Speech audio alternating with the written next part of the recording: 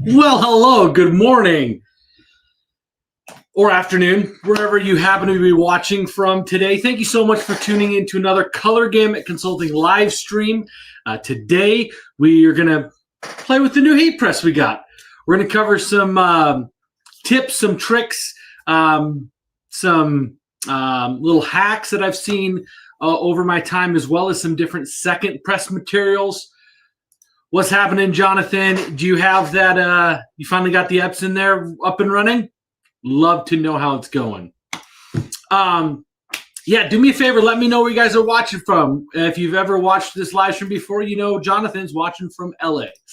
He's been almost on every single live stream. But yeah. So today we've got the new Hotronix Heatpress. I have become an authorized dealer for Hotronix. So if you're in the market for Heatpress, reach out to me. I'm still working out some shipping kinks on my website.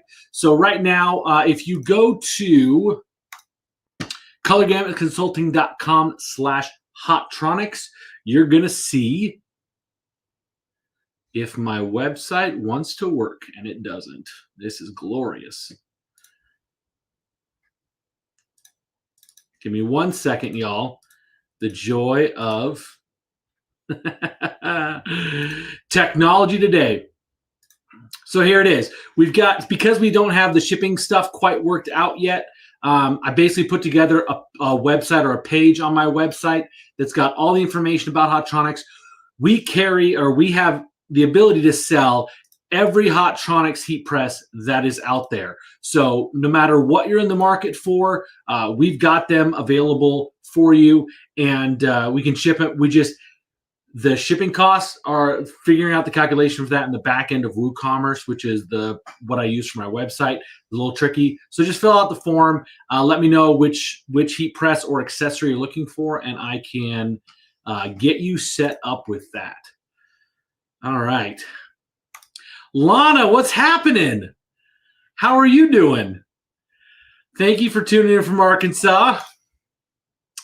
Jonathan got it a week ago. Just got the ink Saturday. Ooh, having this your digital factory. Creating a file instead of sending it to the printer. It's because your port is not set properly.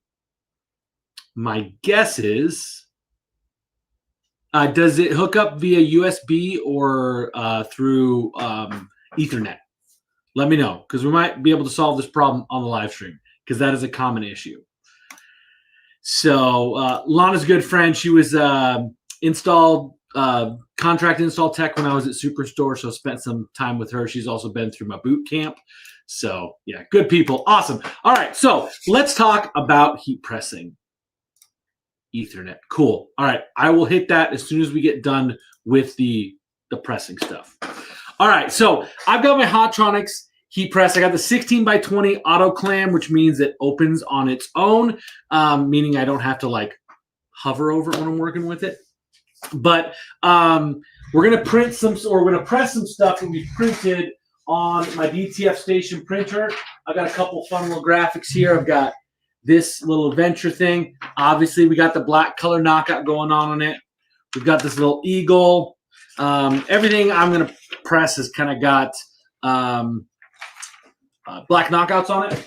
So, and then we're gonna do two different second press materials today. We're gonna use 80 grit sandpaper. Now this is a big sheet, but it's got adhesive on the back, so I wouldn't use this for production because it might have some adhesive come off onto the shirt. So I use this for testing and for demos. I wouldn't use it for production. I'm still trying to source this without adhesive on the back. But this is T-Seal. And T-Seal will be available on my website when I get the shipping stuff figured out. It's not there yet, but it will be available on the site in the near-ish future. Also, as we talk about a couple of the things on here when it comes to pressing, I have a pressing cheat sheet on my website. If you go to my website, /product/DTF-pressing cheat sheet, or honestly, just go to my website and search for DTF pressing cheat sheet. It is a free download. However, if you feel so inclined to support the channel, what I'm doing here, you can make it worth something, well, it's worth something. It's priceless. Let's be clear. But if you want to basically pay for it, pay a couple bucks for it, all of that money just goes to helping me produce the content we're running here. So you can go to that website. So let's head over to the press and let's see if my second cam is working nicely today. There we go. All right. So I'm going to hide the banner. And I got a little zoomed in image or shot of the heat press. So when we're looking at loading our heat press, this is obviously kind of a small-ish shirt that I'm running on this. They were on sale. Like I got them for like 70 cents a piece. So you can't pass that up. But you want to load, and you might want to have it a little higher than I have it. I'm navigating the clam a little bit because I'm a tall dude. So I probably need to raise up my stand a little bit. But for now, for today, this is going to be fine. All right, let's grab those graphics that I printed. Let's start with this big adventure one. Now, when you're placing it on the platen, you can thread it if it's a big enough shirt. This is an extra small adult, I believe. Again, I bought it because it was super cheap. But you can thread it onto the platen, meaning you open up the inside of the shirt. I'll actually show you. So you open up the shirt like this, and you thread it on like that. Now, this shirt's too small for this platen, so it's going to stretch to high heaven, so I'm not going to do that. And you can press like this. And it also doesn't hurt to press with something else already on the back. Sorry about that. My camera decided it wanted to go into sales demo mode. Let's see what happened there. All right, new camera. So don't worry about pressing it with something else on the back already. So that's not a big deal at all. So we're going to get this on here.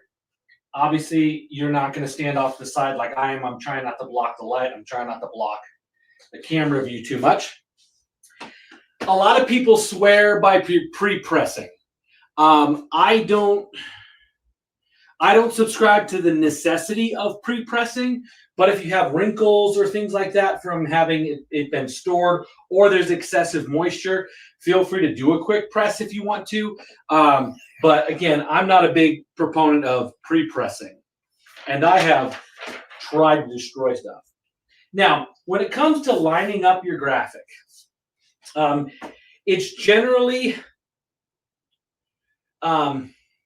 easiest when you go off of collars or kind of like different structural things on the shirt. And then from the collar, you want to be about three-ish inches down from the collar, if not a little bit more. And every shirt style is a little different. So I've been trying to work on some kind of like cheat sheet for like how to lay out all that kind of stuff. And there's a lot of different resources out there. I'd encourage you to look as well. This honestly is the part that stresses me out the most, is where to place the graphic because I haven't done it a ton. I am a technician. I didn't understand how all this equipment runs, but this part that I'm maybe not as confident with. So if you have some tips, feel free to share them in the chat. But we're going to press it down. With the Hotronix, there's a little electromagnet right here that locks it closed. The pressure is adjusted here, and then there's a little pressure readout on the screen here. Right now it's set at 7. Now my temperature and time, I'm doing about 290. It's actually sitting about 286, and I do it for about 12 seconds. And I hope you can see in the camera, but it's already lifting a little bit from the graphic. I'm using the Color Prime, which is DTF Stations film. Their Quick Glide, which is a hot peel. Peels super clean, super nice.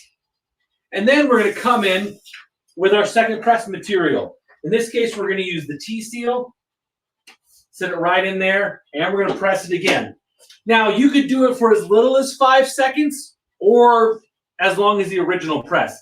I just kind of leave my time setting the same and just keep doing the same thing. There we go.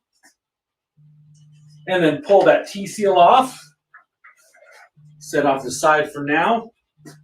And let's bring it in, and I'm going to show you guys on the main cam what we're looking at.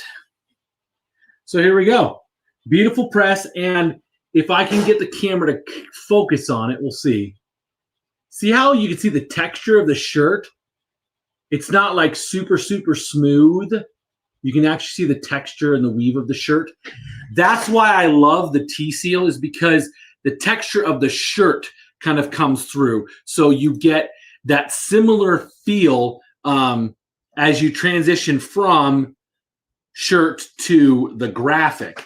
And it creates, in my opinion, what I like as being the best or the softest hand feel. Now, that being said, let's do it with sandpaper. And this time, can I go to just that cam? Nope. There we go. All right. So, because this is a test shirt, you wouldn't normally do this. I'm just going to stick the bottom edge of it on here. And I was going to use this Eagle guy, but let's see if we can cram this Arizona one, fit it here on the bottom. That'll work. Okay. So I love to test and I just smash whatever I can onto the shirt and call it a day. So let's do that.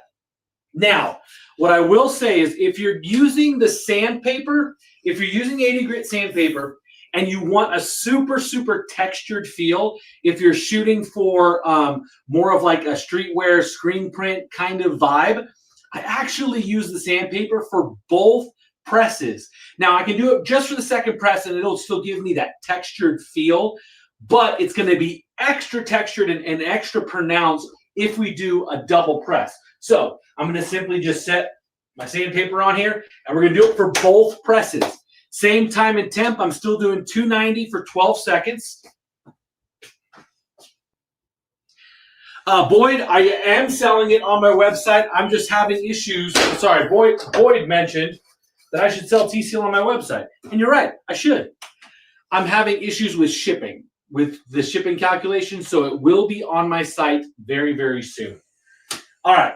Again, hot peel. Ooh.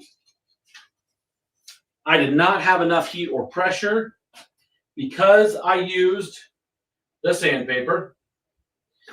Anytime you use a thicker pressing material, it sometimes takes a little bit for that heat to transfer through. So obviously this was cold piece of sandpaper when I stuck it in there. Like that. Nope, I'm not getting good pressure on that. So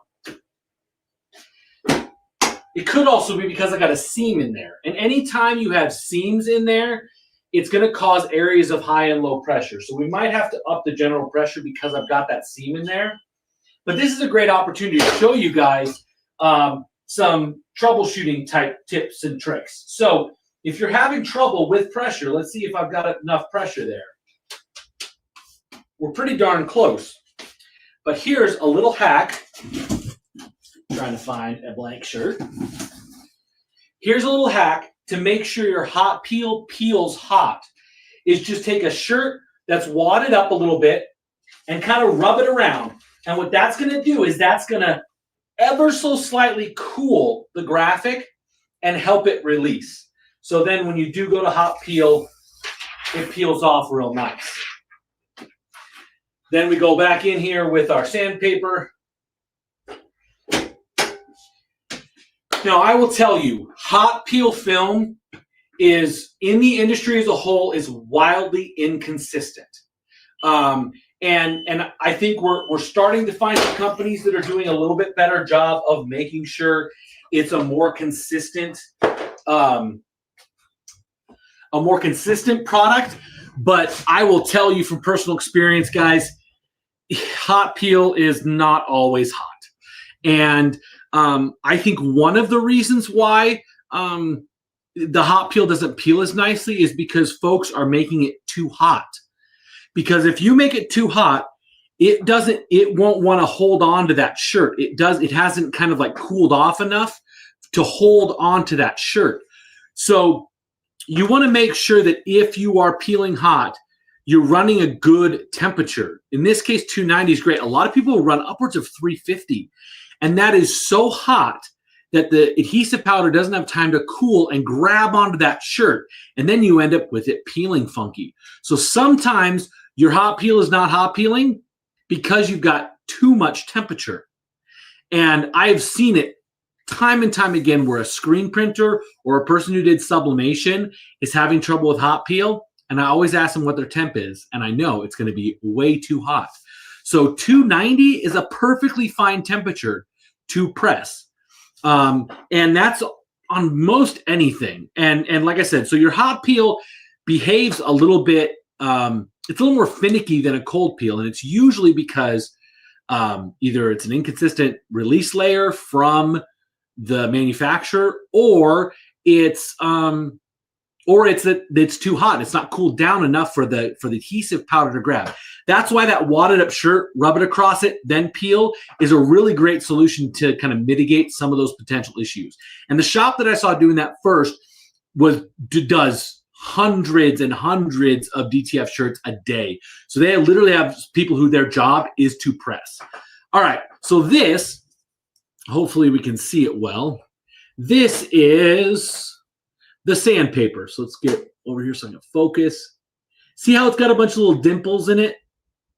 So it's got a little bit of a different kind of look and texture than the T-seal. The T-seal looks more like the shirt's texture, that weave of the shirt coming through. So I like both of these, and I got people who swear by the sandpaper. And like I said, I'm still trying to source the sandpaper without the adhesive on the back.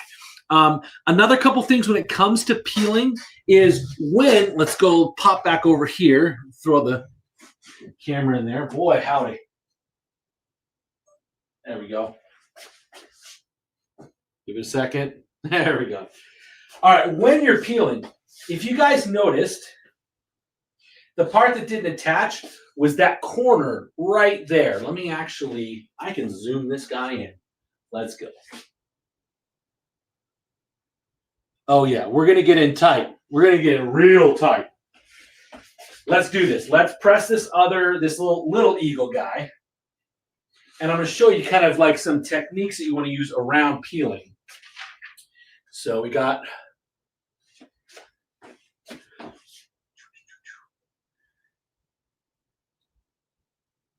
whoa, hello. And FYI, if you love the colors, yeah, I love the colors too. They're coming out phenomenally on the DTF Station printer. And that's with the default profiles. I haven't had time to really mess with the profiles yet. However, I am using a little bit of a new technique I've learned for like using the rendering intent for the embedded profiles. And I'll explain that when I have concrete information on why it's happening. Okay, now on the other cam, you're getting a lovely shot of the gray. Okay, hopefully, dang it. Well, that's definitely some hot peel film, y'all. It peeled without me trying. I really wanted to show you guys how I peel. So let's just pretend that didn't come off with the heat press. That's the sign your heat press or your hot peel film is working really great. So with an image like this, when you're peeling, you want to peel from an area that has more ink. And you don't want to pull, like, see how there's a straight line right here? I don't want to pull the film that way, this way, because that's going to potentially snag. So what I want to do is I want to make sure I'm going at an angle. So I'd actually probably want to peel from this corner. I don't think I'd want to do from over here because there's all these stars and stuff. But basically, you just want to peel up from that corner, and then you want to go low and fast. So I'm doing it really slow right now, but you want to go low and fast. Again, if this quick glide film from DTF Station wasn't so good on its hot peel, let's do another one that might just give us a little bit of hassle. I'm trying to find something that's going to not maybe work perfectly. And it's so fun that we have stuff that's working perfectly. All right, here we go. And Lotta made a comment about pre-pressing. I'll throw that comment up here in just a minute. I can tell these are bargain basement old stuff that's discontinued because that shirt's kind of dirty. Okay, yep. So we just got a little pre-press action. Now this is a test run of a halftone graphic I'm doing for my daughter for a t-shirt for her. It's a Goonies image, and it's got a whole ton of halftone up here. If you look, you will see some kind of like almost like wet spots, and that's just because or almost looks like water droplets. That's the cured adhesive powder, and sometimes that's a concern, but because this is a halftone design with a lot of small dots, I expect to see some of that behavior. But let's press it. 10 seconds, 290. We're using, again, if you just joined us, we're using the DTF Station Color Prime Quick Glide, which is the hot peel, as we found out from the last test a second ago. Oh, good Lord, it just wants to peel off on its own. So that it doesn't do that, I might consider putting a piece of parchment paper over the top of this for both presses, or get yourself a heat press cover. Okay, so in the case of this, where there's a whole bunch of little tiny dots and stuff like that, it kind of really doesn't matter where I peel from, but I'm going to take an old shirt, wad it up a little bit, and we're going to rub it around. Again, we're just trying to like activate that release, and then we're going to peel like this. We're going to go low and quick, boom, like that. And we want to do it super fast. And I will show you guys this sheet in a second and explain what happens there with some of the dots being left behind. And then I will tell you one thing about this graphic is that I haven't optimized the dark areas, so they might look a little washed out. We'll take a look at it here in a second. Boom, there we go. All right. Another thing I'll tell you, when it comes to heat presses,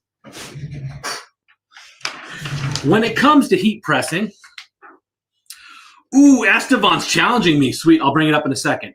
When it comes to heat presses, DTF needs heat and pressure, and it needs a lot of pressure.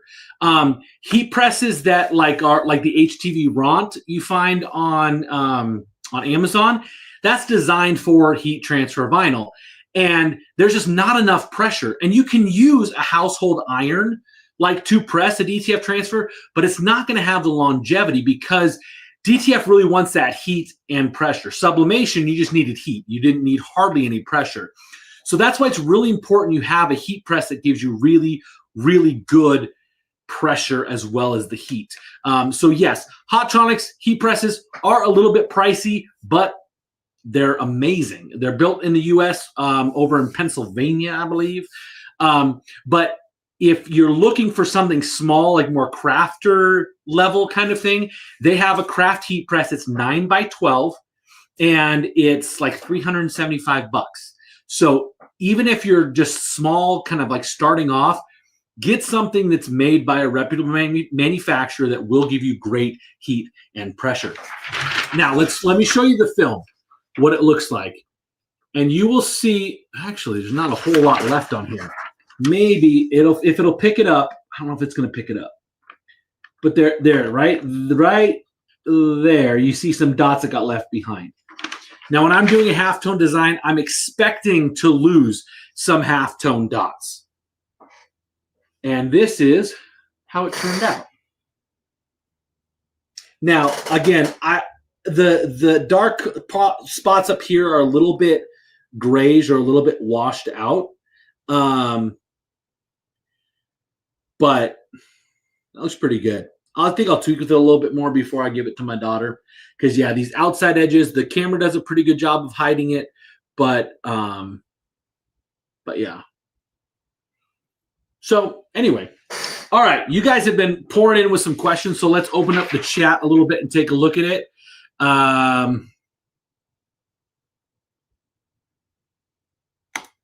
Estevan, no cover sheet.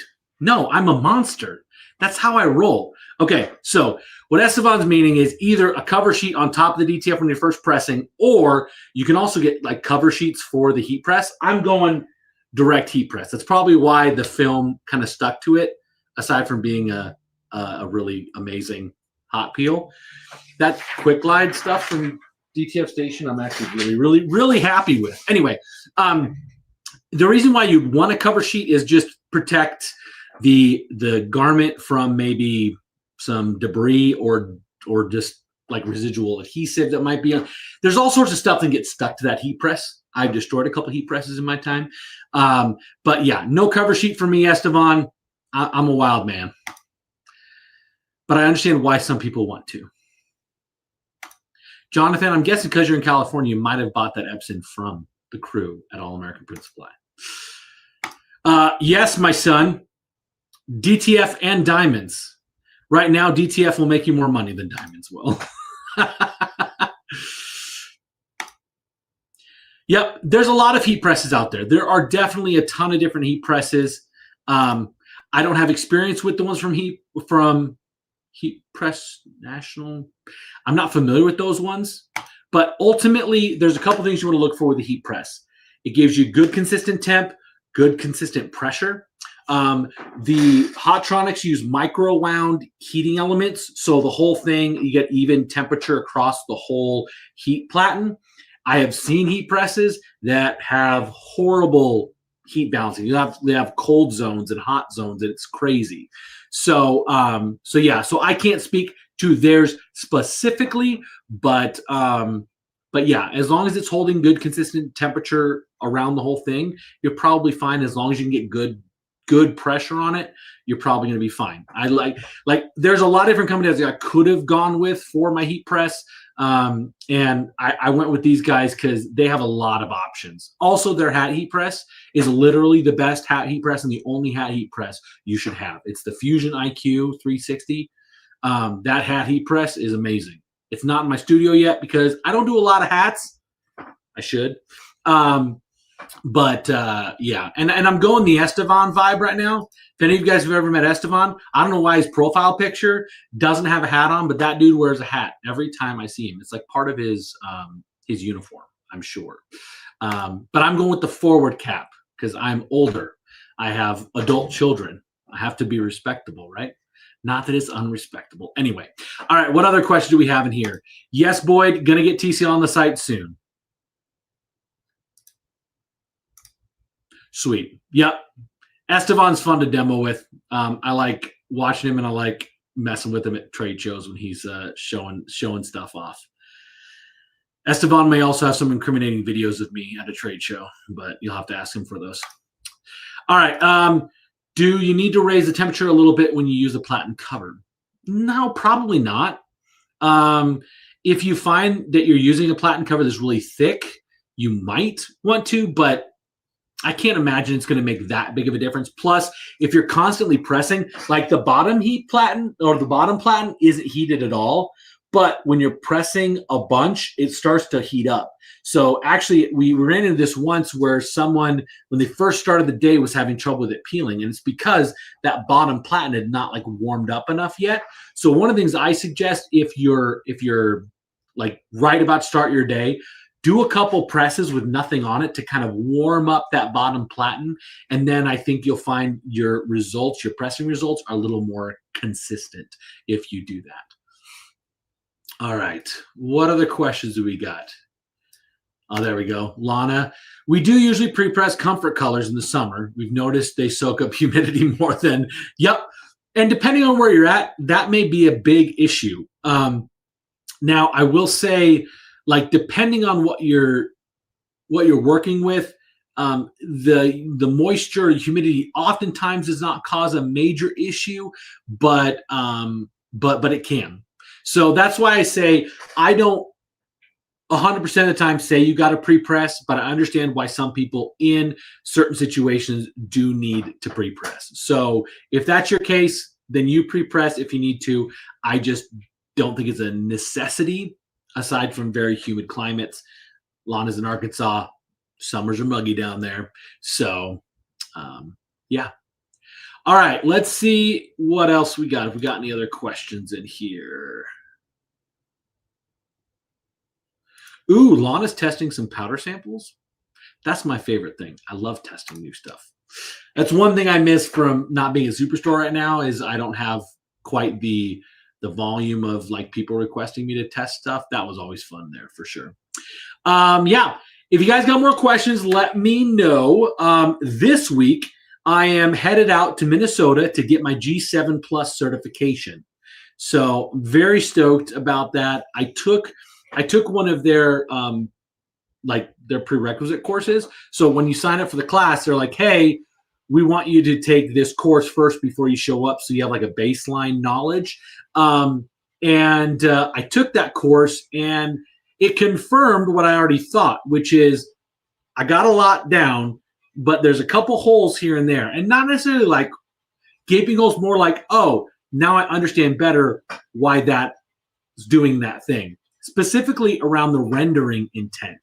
If you guys have ever, let me know in the chat if you're familiar with this idea of rendering intent. It has to do with how the RGB values get changed to CMYK.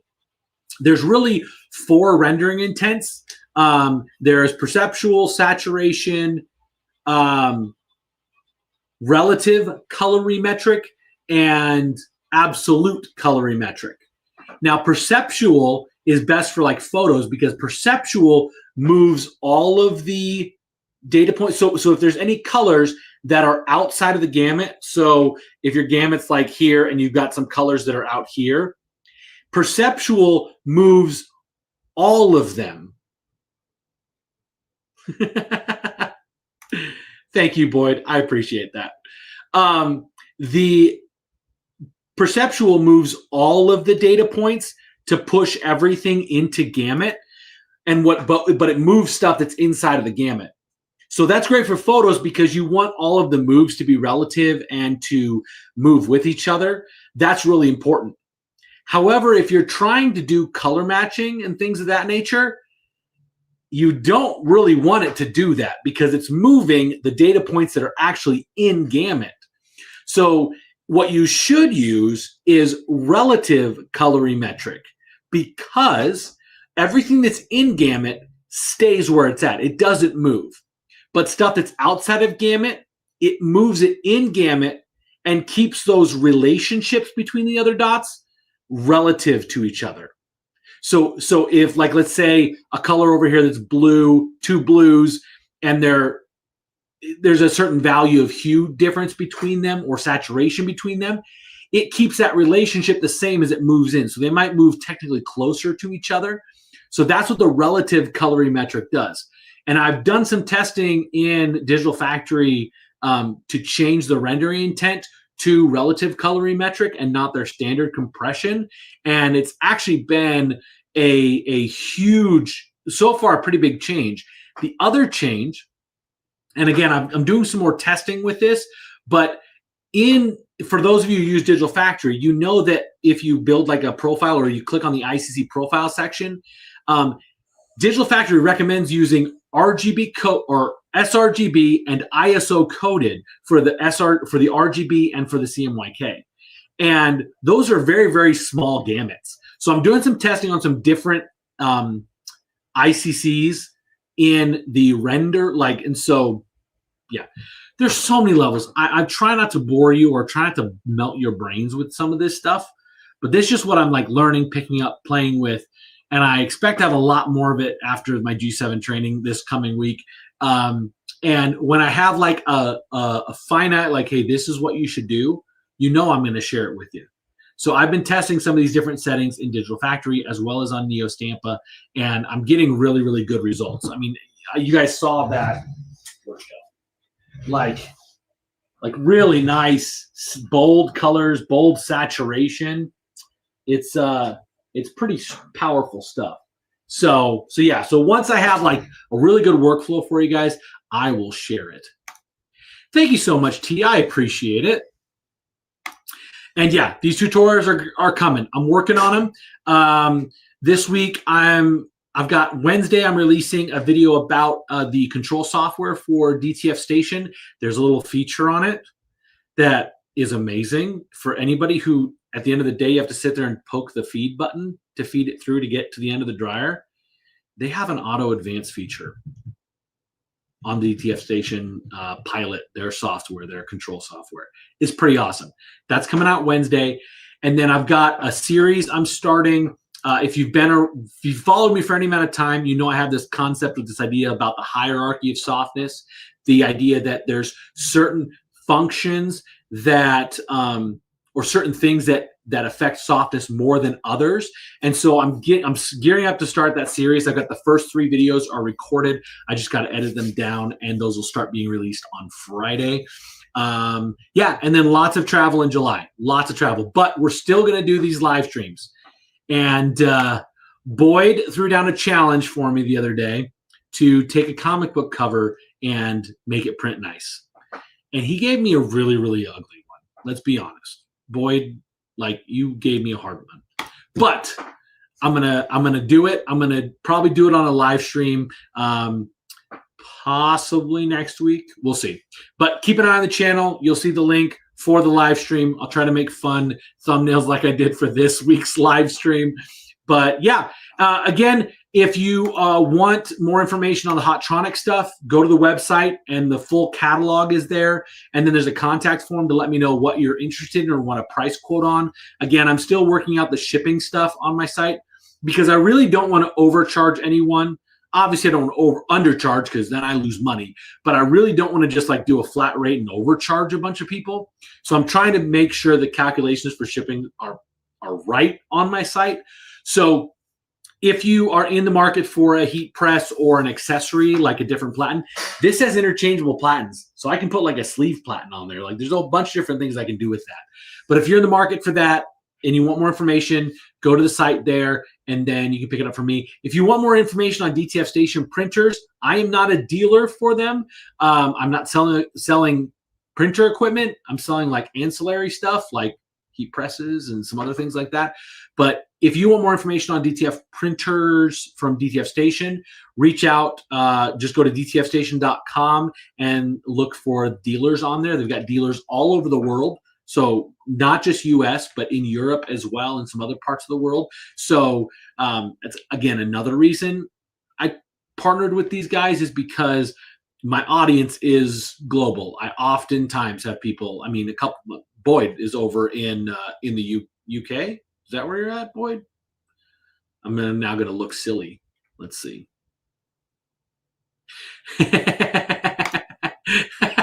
No, I'm not. I'm no longer with DTF Superstore. You can say it. It's not a swear word. Give me 1 second. I'll explain. And then if you want the pressing cheat sheet, there's the link. It's probably easier just to go to my website and search for pressing cheat sheet. It is free, but if you want to support the channel, it lets you put in a dollar amount in there and call it a day. And I appreciate any of that kind of stuff. So, I was right. UK. All right. My memory does serve me correctly. Okay.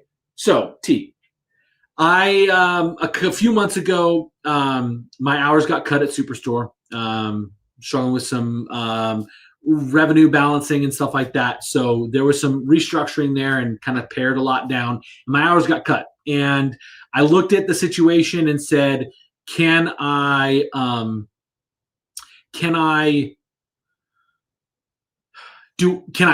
ride this out? That's really what I was looking at. I was looking, can I ride this out? And I felt like for the revenue to come up to the point where I could be full-time again, I just didn't see that happening super, super quick. So I chose to go out on my own. And I considered a lot of different options. I considered working for a couple of companies. I actually spoke to a couple of companies about positions. And I went to 2 trade shows. I went to Atlantic City, Impressions in Atlantic City, and also was at DTF Expo, and just talked to a lot of people and kind of realized that the best opportunity for me to do what I want to do is to be on my own. And also, for those of you who don't know, I've also been an active real estate agent for 8 years and still practicing. I'm actually under contract on a house right now. But as I looked at that landscape, I was one of like 40,000 people who do it in the state of Arizona. Whereas in DTF, I'm one of only a handful of guys that do color profiling. As a lot of other stuff I do, but specifically the color profiling aspect, there's not a lot of guys that do it.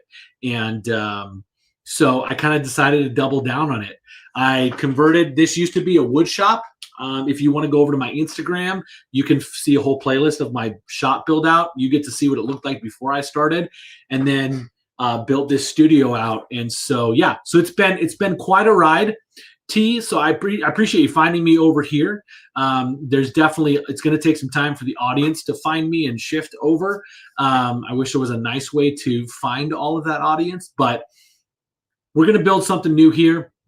My goal is to help give you guys as much information as I can for you guys to be able to do what you do better, to be able to print better. And if maybe you're not a printer, you just want to create with DTF, to send better files to your DTF printer so they can make it better. So I'm going to equip you in any way that I can. And a lot of printers, and I got a lot of flack for it, but I am doing a Canva like series of videos. I've done one so far, and I will do more, not because I think Canva is like the be all end all, but a lot of you guys that print and sell gang sheets, your customers are using Canva.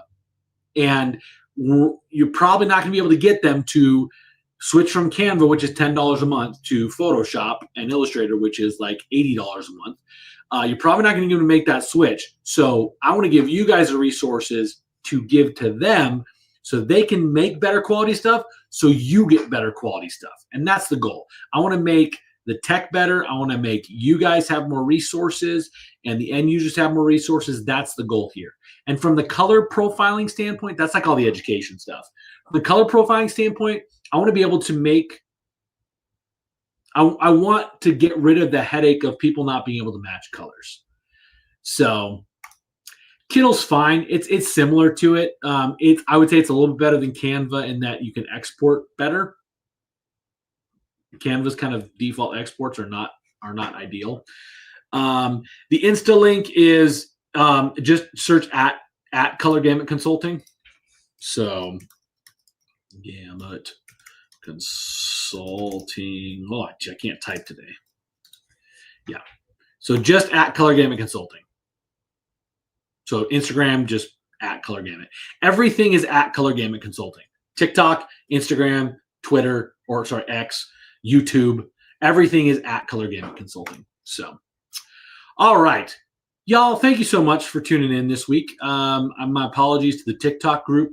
They didn't get nothing. TikTok got nothing today because I had some equipment that was not working properly. So hopefully they'll be back up next week. And I added a camera to the mix, and yeah. We're trying to do better, trying to do more, trying to make this as good as we possibly can. But we'll be back here next Monday with another live stream. Oh, wait, no. Oh, I almost forgot. Jonathan, are you still on? Jonathan, are you still on? Because Jonathan was having trouble with his... There we go. His digital factory, it kept creating instead of sending it to the printer. And it's a port setting. So let's pull up. Give me 1 second. Let's pull up PC. Boom. Okay. Let me hide that comment. Okay. We're doing it, Boyd. Sorry, I almost forgot. My apologies. Okay, so Boyd is having trouble with it sending it to a file instead of sending it to his actual printer. So what you need to do is in your queues, go to queues, manage queues. Now, you're not going to have a bajillion printers like I do, but that's because I do tests and I play with stuff and I mess with things. Anyway, so let's pretend it's the Prestige R2 Pro. Right here are your port settings, and you need to click that drop down and change it to TCP IP network device. That's what you need to change it to, because that is so right now it probably says file, and that's sending it out to a file. Now for those that run like Print EXP, Host and Soft, or DTF Stations Pilot. We do it mostly this way. You can still do it with TCP IP access through HostingSoft, but I have seen issues of like batching a bunch of jobs in Digital Factory and it causing communication issues with hosting board printers. So I am a bigger proponent of exporting it to a file, which is a PRN or a PRT that you import into HostingSoft. But yeah, my assumption is the Epson, as soon as you change it to TCP/IP, let's see what it says, and then it's going to ask you for the address of it. Use the default. Use everything's coming up default. But I have seen this port number be either 5100 or 9100. So if it doesn't work with the default settings with your IP address on it, then try it at 5100 for the port number. What? Awesome. I'm glad we got it working. That's a very common thing, y'all. Like port settings are very, very common because they will come in super weird sometimes. So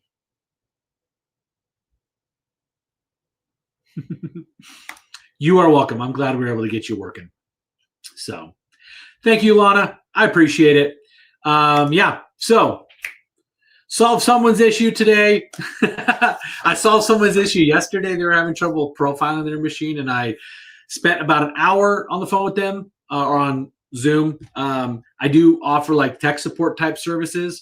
It's like $50 a half hour, but we got her up and running. So yeah, so I'm happy to help. I appreciate you guys. Yeah, that's going to do it. I'm going to wrap up some things here and go catch a flight to Minnesota.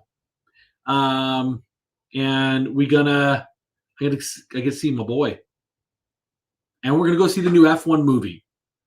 The new F1 movie comes out Thursday, and my class is done Thursday. So I decided to stay an extra night so I can go see the movie with my son.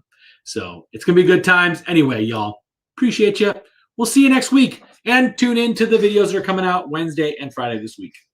Bye, everyone.